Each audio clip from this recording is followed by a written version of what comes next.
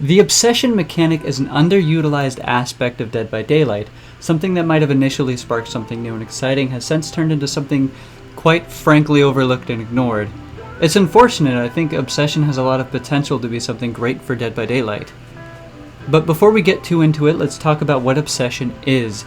As of right now, obsession is a title randomly given out to one of the 4 survivors that gives this player a really cool arm around their icon.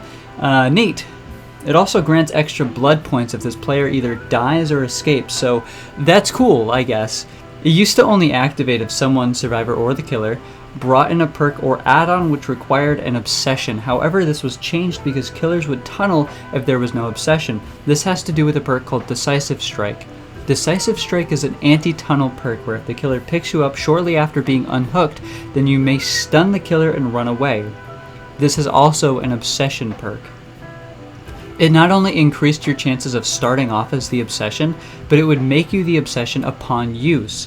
The reason this is significant is because with the way obsession used to work, if there was no obsessions in the game, that meant that there was no decisive strike. This meant that killers could tunnel anyone in the game and know they would not have to deal with this perk. Now let's talk more about obsession perks, and we're going to start with survivor perks. They have 6 survivor perks, and only 2 of them actually affect the obsession. The rest only affect who the obsession is. Object of Obsession and Blood Pact. Object makes it so that if the player is the obsession, their aura is revealed to the killer every 30 seconds. Blood Pact makes it so that if the obsession is healed by that player that's carrying Blood Pact, they both gain a speed boost when near each other.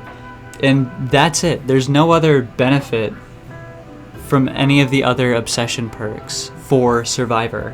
It's really, in my opinion, a shame. Let's go back to Decisive Strike. Decisive Strike would make you the obsession upon use. Now this tells us that they originally planned for the obsession to be more useful in terms of telling the killer not to go after you.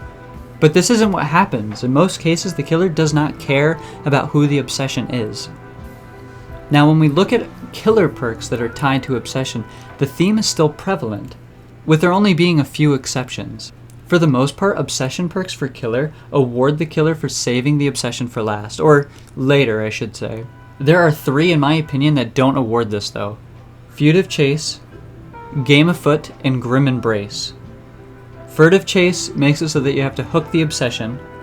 Game Afoot benefits when you chase the obsession, and Grim Embrace benefits when you hook the obsession early on.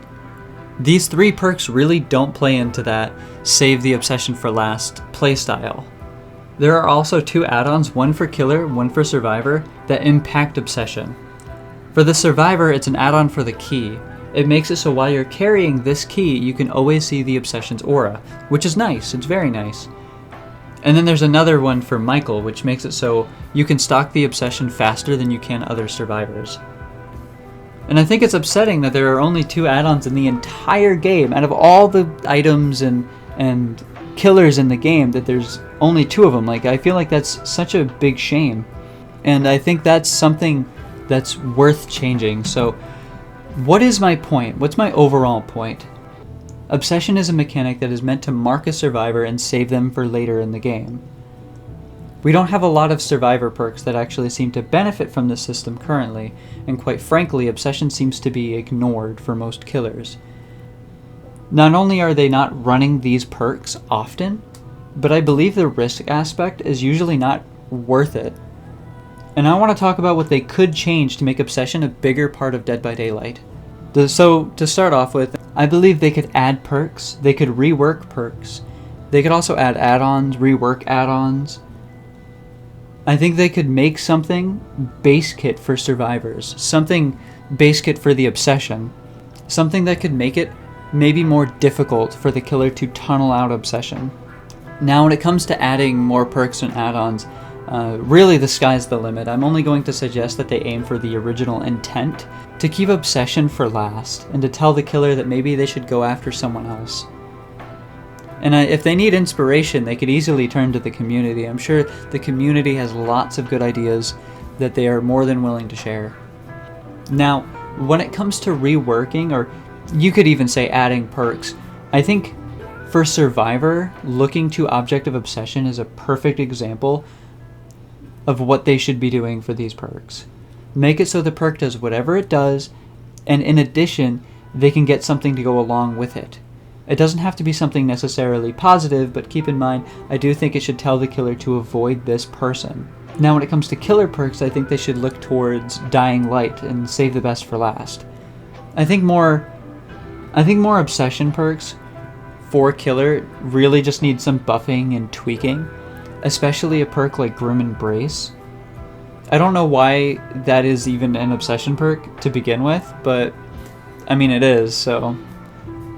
I also love the idea of Dying Light and Remember Me being sort of a gamble. I wish more obsession perks for killer had that gamble aspect, because a perk like Dying Light will hurt all the survivors, but it'll also buff the obsession, and in turn when you kill the obsession, the perk turns off entirely. I think that's a huge gamble, and I wish there were more perks like it. I think there's also room to turn perks that aren't obsession perks into obsession perks.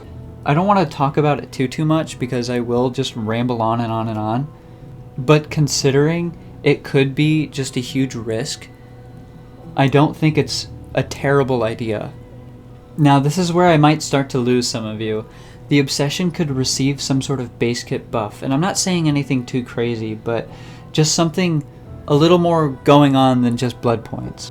This could make perks that already have this will make you the obsession a bit more appealing, while also warding off the killer from tunneling you out.